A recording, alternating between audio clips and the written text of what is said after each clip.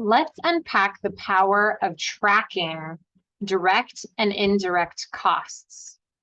Many times direct costs are classified as cost of goods sold. Now, this is also applicable to service industries. We just call it cost of service. The understanding is that all of the expenses incurred directly relate to revenue produced.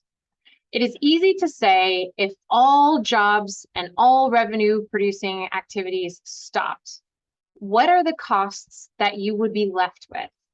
Whatever those are what we like to call indirect costs. And the indirect costs are captured in the expense section on a profit and loss or in the chart of accounts. So in this example, we have costs of goods sold, which are direct costs, and expenses, which are indirect costs or overhead admin expenses, not directly tied to revenue producing activities. The benefit of splitting these out is great. Now, there aren't a lot of people that do that in small to medium-sized businesses, but the power of this information can be amazing. So here's what we can do, and I am just going to narrow it down to wages. Up here, we have costs of goods sold wages or cost of service wages, wages associated to revenue producing activities. We could tie them to a job or a client, specific work on those. And then we have expense wages, which in this instance are administrative, overhead, training, essentially wages that we cannot tie to a specific client or job. Okay, the benefit to having this information is we can see the percentage of COGS wages, wages associated with revenue producing activity, and admin wages, wages that are outside of clients or job billings. There are people in companies whose whole salaries fall into admin wages. Any overhead responsibilities, those folks will always fall into here. But where we see wages is if you are tracking hourly, you will see when hours are tied to clients or jobs, that's when those wages show up in cost of goods sold.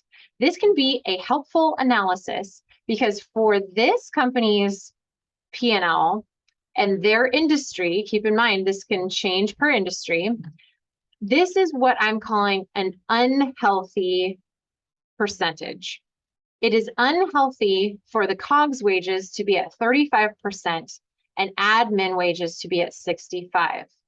For this company, I would expect their COGS wages to be between 60 to 70% of total wages.